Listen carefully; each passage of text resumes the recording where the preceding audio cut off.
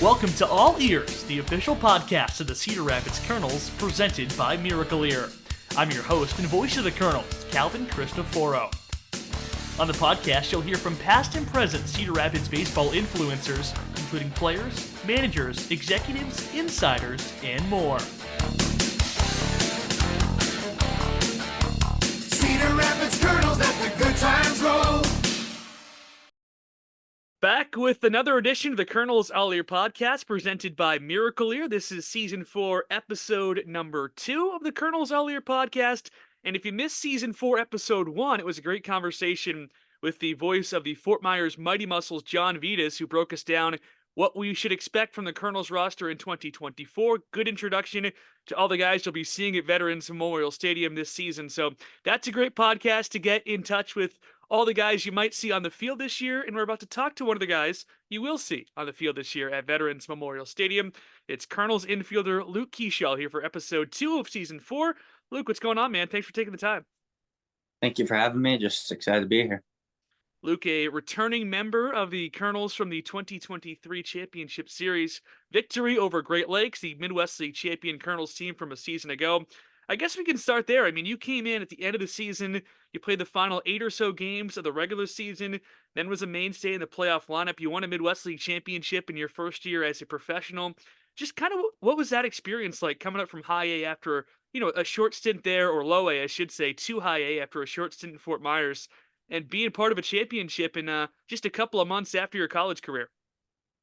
It was really fun. I mean, that team was filled with a lot of studs and super good guys. They were really welcoming. The second I got there, they made me feel like I was part of the team, and that team just won. So just being able to be a part of that team and then come up there quickly from low A and then be able to win a championship my first year was a lot of fun, and just really grateful for the opportunity.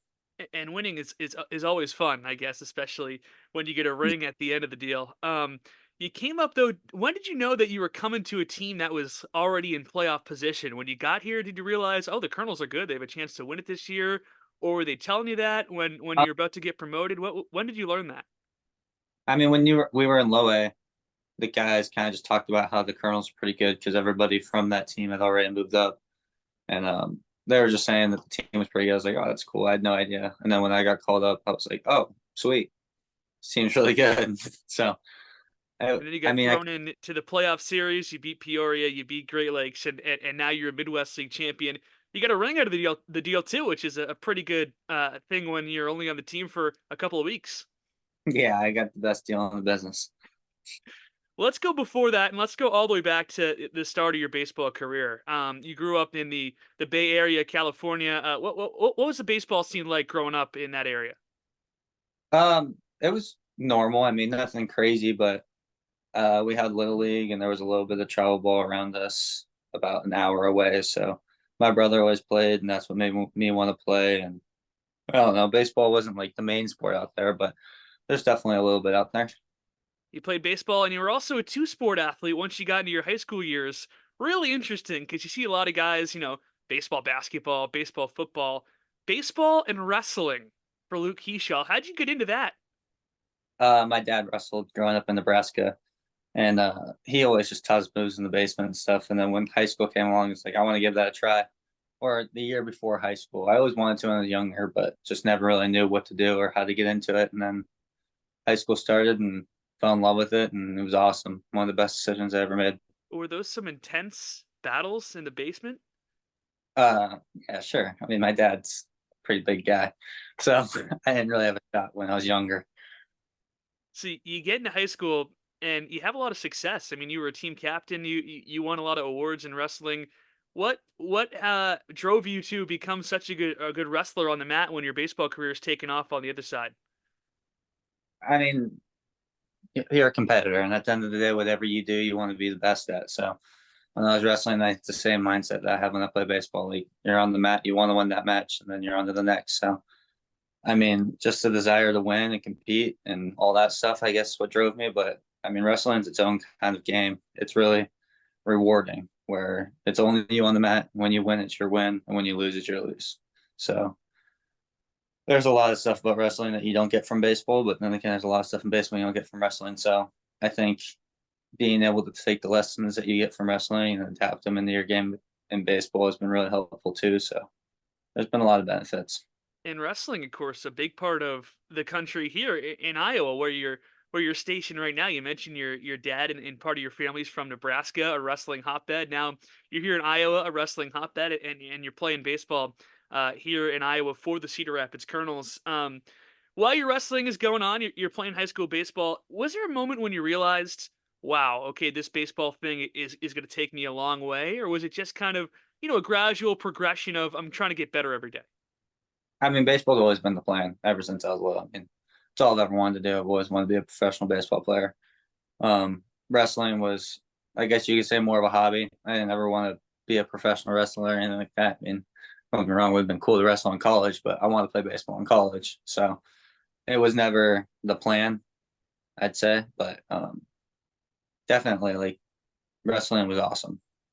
Do you find any parallels between wrestling and baseball? Is there anything you can take from your wrestling career and be like, okay, I can implement that, maybe a mindset or something that translate from wrestling to baseball?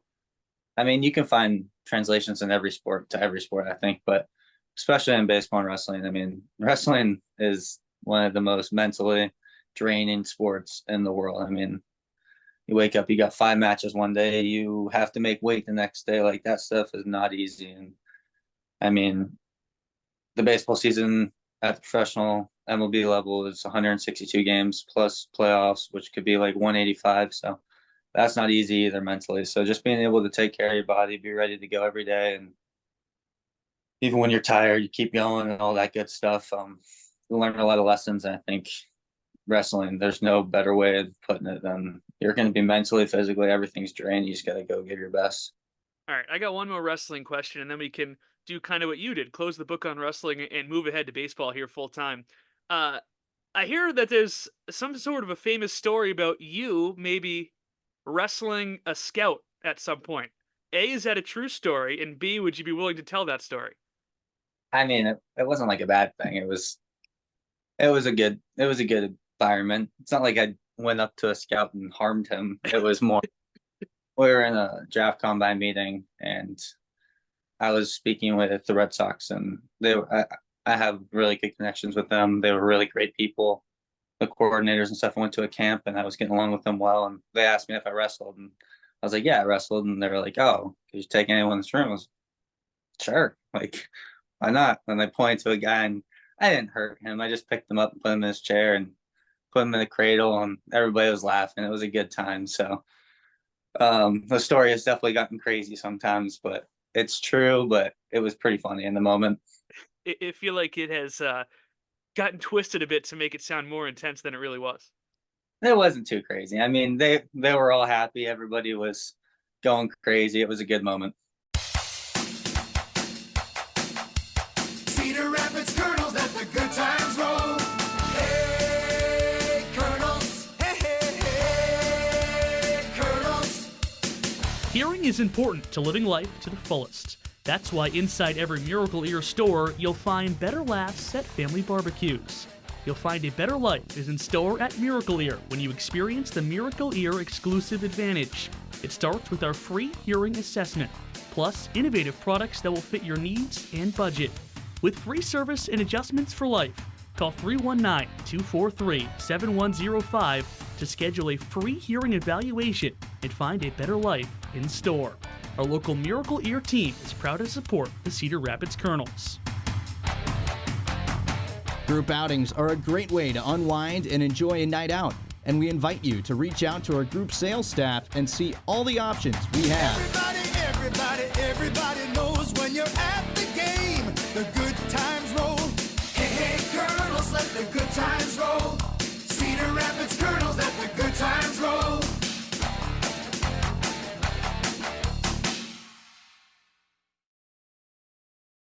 Well, this is a baseball podcast, the Kernels All Ear podcast, presented by Miracle Ear. This is episode 2 of season 4, talking with Kernels infielder Luke Keaschall here about his baseball career now after his wrestling career took over the first part of the show. High school baseball wise, I mean, you're playing at at the high school level. And when did the recruiting process in college start for you when you're playing in your high school years? I was pretty lightly recruited. I was a really small kid in high school, and I only had one Division I offer. It was in my junior year from the University of San Francisco, and that was honestly my only formal offer. So I took it. I mean, I had some junior colleges that said I could come and play there, and a couple D2s I talked to, but never said I could. So Nino Garitano was the only guy to make my formal offer.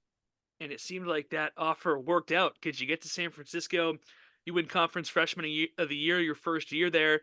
I mean, how was that transition from the high school game to the college game? Because it really seems like you took off right when you got on campus. I mean, it starts in high school. I mean, we got our high school season taken away my senior year because of COVID.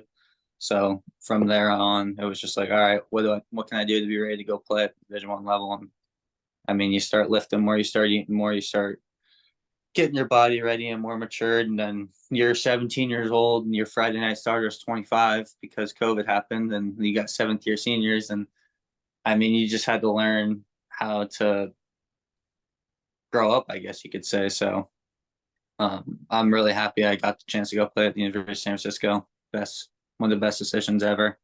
Nino Garitano helped shape me into a man. He really, really helped me get my baseball career off the ground and running, and put a lot of confidence into me my freshman year, allowed me to make mistakes, and he was a great coach. So there's a lot of things that go into it.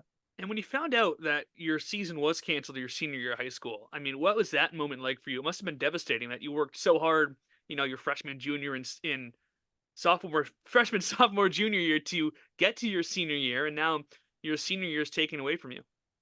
Yeah, I mean, it sucked, but what are you gonna do about it? Uh, I was I wasn't Okay. too I was bummed because I didn't get to play baseball anymore. But at the end of the day, I was like, I get to go play baseball at University of San Francisco next year. I'm gonna put all my effort and thought into that. So I didn't dwell on it for very long. You got to San Francisco. You were formed into a college baseball player, winning conference freshman of the year.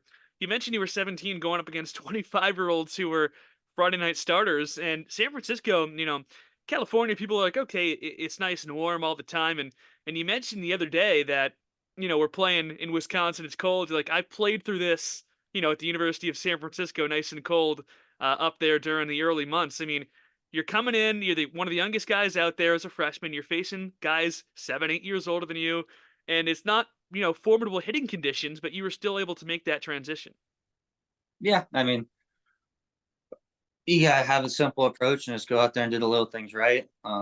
Yeah, it was cold for my freshman year in San Francisco, but it gets sneaky cold out there. I mean, it's out that field's and like the sunken diamond, and there's like all these shadows, and then there's a ton of wind in San Francisco and foggy. So it was kind of sneaky cold out there, but it wasn't too bad. I mean, you get used to it. You play there all fall. You get used to what your field's like.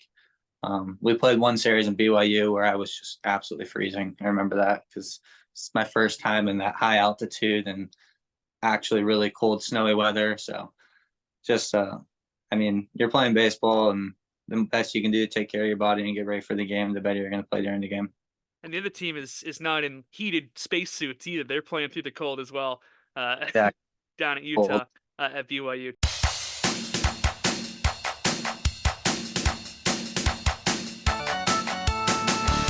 Stay connected with the Cedar Rapids Kernels all year long by following the Kernels on social media.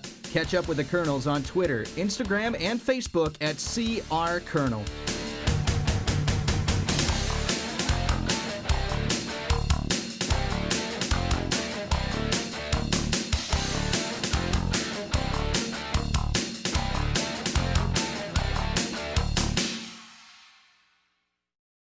Talking to Kernels infielder Luke Keaschall here on the Kernels All Year podcast. This is episode 2 of season 4. Episode 1 of season 4 was a great one, back with John Vitas, the voice of the Fort Myers Mighty Muscles, previewing the Kernels roster here in 2024. We're joined by one of the members of that Kernels roster in Luke Keaschall. Luke, you play a great freshman year at San Francisco. Then you go to your sophomore year at San Francisco. After your sophomore year at San Francisco, you decide to make the move, transferring colleges. What was that decision and process like for you? I love University of San Francisco. I love the coaching staff, and when that coaching staff was asked to leave, I decided to leave.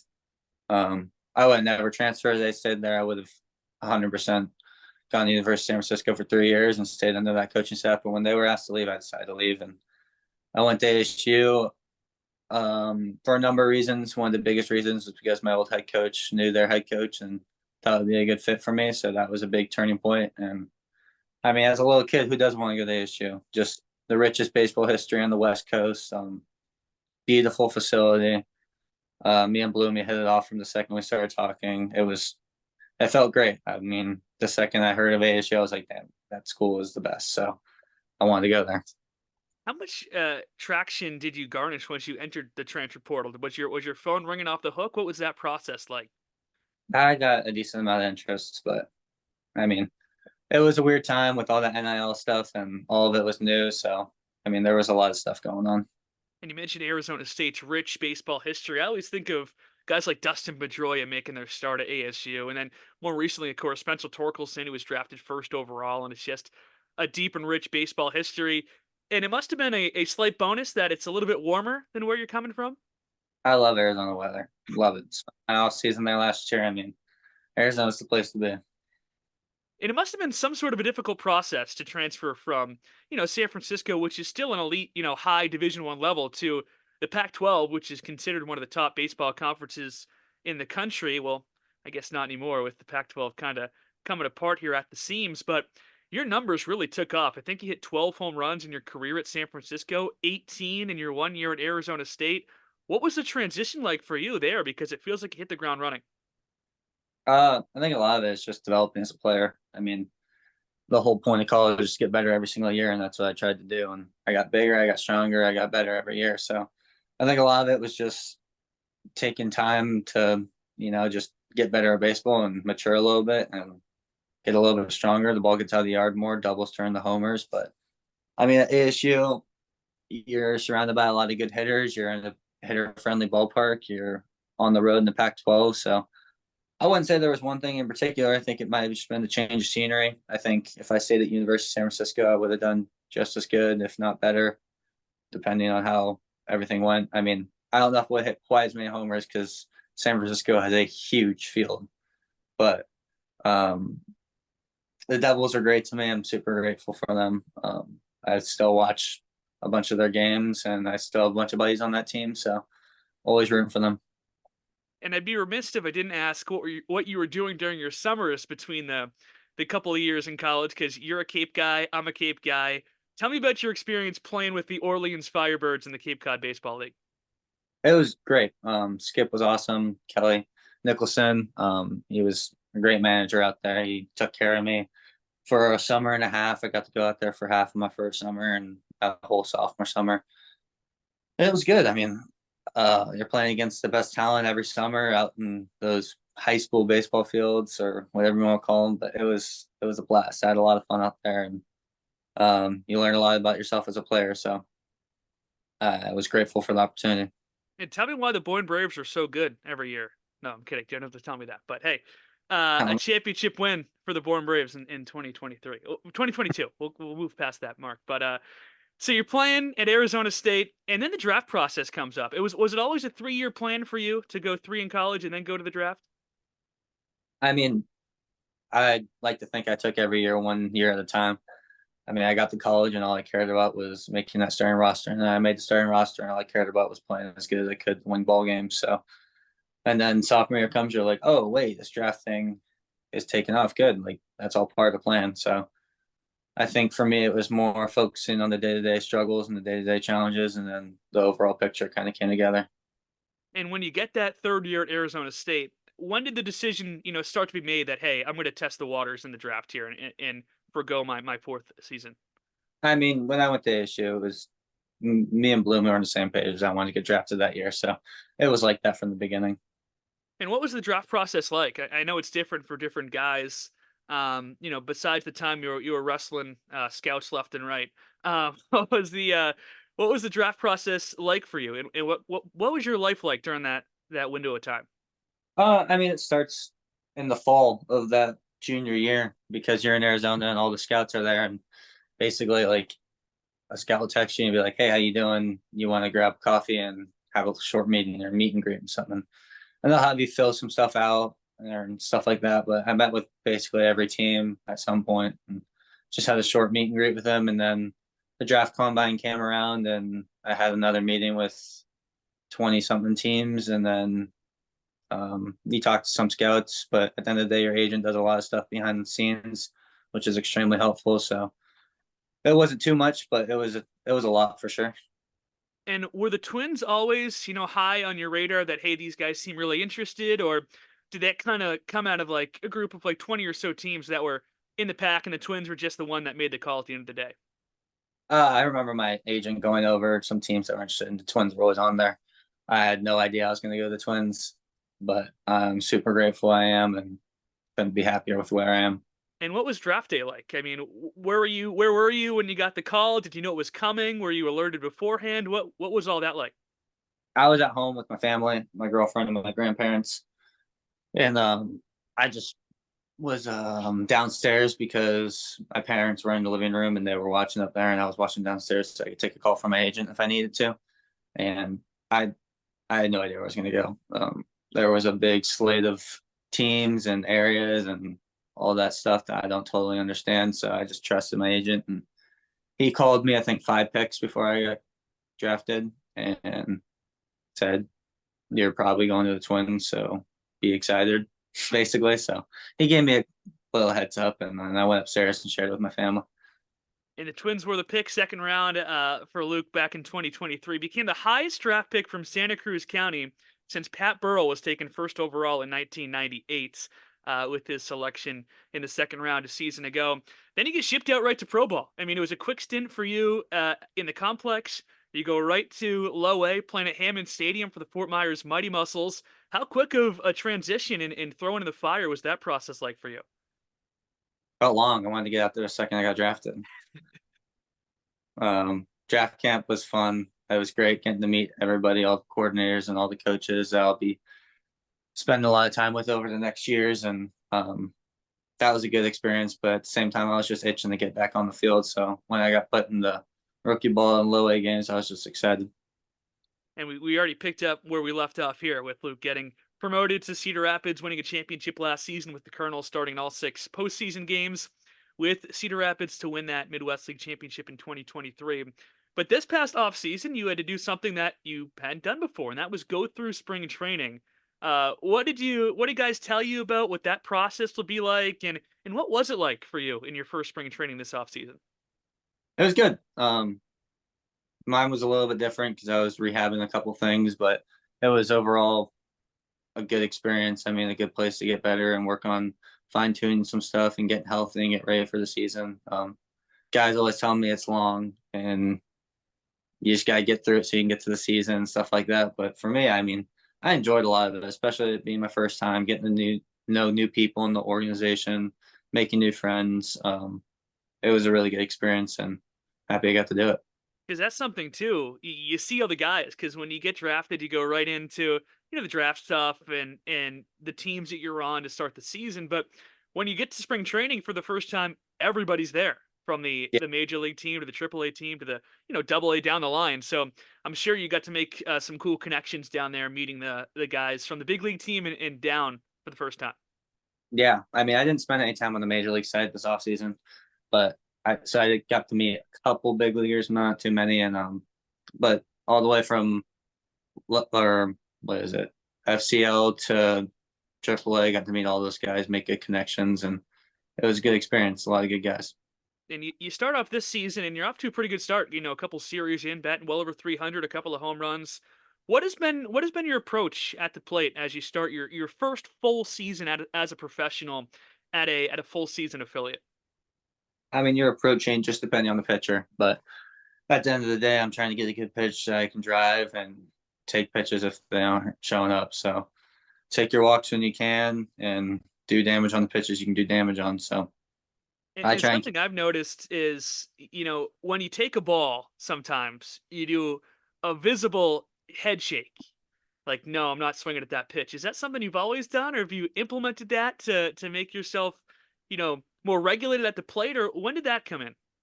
I don't know. It's just something I do without knowing. To be honest, if you haven't noticed, I have a lot of mannerisms in the box. I know what I'm doing. So I'd say I just add that to the list. The head shake, you drop down into a deep squat at points, all Yeah. in the at bat of Luke Keaschall. Luke, I really appreciate you taking the time. I want to end on this note here. This is a question I asked all the guys we had on last year, and I got some good responses from it. It's a new team. We've only played about 14 games or so. But the Moneyball question I ended last year's podcast with is, if the bus driver goes down on the bus and one of your teammates needs to drive the bus the 4 hours home, who are you trusting the most to do that successfully? And who are you trusting the least to do that successfully? Oh. Oh, I need a second to think about that. I would have said I trust John Stankiewicz to drive it home the most, but he Yes. got pulled up to AA, so I He can't. was a popular answer a season ago. He would have been a good one. I don't know who I would trust the most. There's a lot of guys I would trust the least, to be honest. Um, I'm drawing a blank here. I'm putting him on the spot. Give me a couple of your leasts you got I don't want the only one on the bus. under the bus. That's a good pun. All right, we'll leave it at that. I'll let you think about it. I'll get back. You get back to us on that answer, and we'll try to throw it in the next time we talk to a player and say Luke Keaschall says this. What say you? At least. Yeah, he What's can't that? do it. I'll put CJ Culpepper as least. He's not driving. Okay. You didn't want to throw anyone under the bus, but CJ is the one that gets thrown under the bus when it comes to driving the bus. Yeah. Luke, I really appreciate you taking the time. A couple of home series coming up. Good luck in those. We look forward to seeing you out in the field. All righty. Thank you for having me. This was season number 4, episode 2 of the Kernels All Year podcast with Kernels infielder Luke Keaschall. We thank you for joining us, and we hope to see you at Veterans Memorial Stadium coming up this season. Invisible Hearing Solutions for ultimate discretion. Miracle Ear is here to help, so you can find a personalized solution that fits your needs, lifestyle, and budget. Miracle Ear has over 70 years of expertise and over 1,500 stores nationwide. Make a sound decision. Call 1-800-MIRACLE now and book your free hearing evaluation. Your local Miracle Ear team is proud to support your Cedar Rapids Kernels. Enjoy the game.